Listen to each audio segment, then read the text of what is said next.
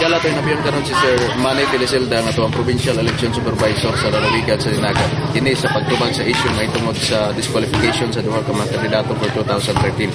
Sir Manny, welcome sa Newsline Patrol, sir. Nabatian na to, sir, nga na-disqualify daw si Sir Engwe Eclayo under sa Liberal Party. O sa may rason, sir?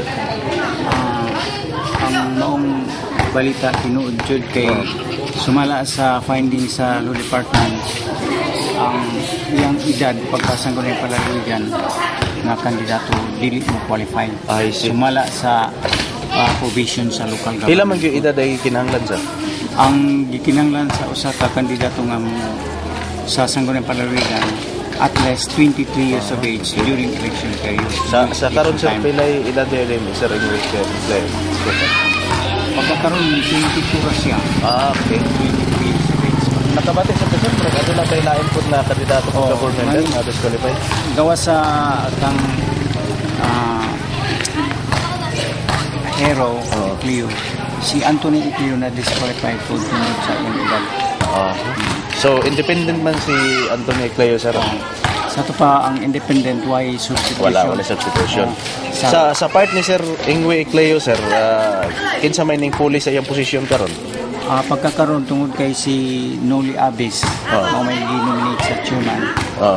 Mo nga, diha pag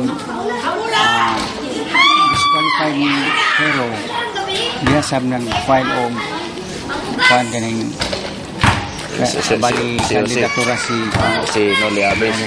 So magdepende din siya sa chairman sa partido kinsa ilang i-nominate puli sa na disqualify.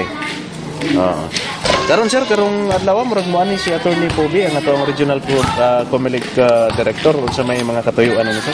Pagkakaroon doon ay joint conference between PNP, EEP and COMELEC nga magsugod unyang alauna sa hapon.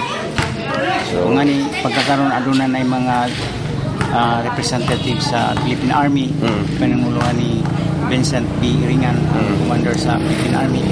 Yan ang bansa yung sapaw.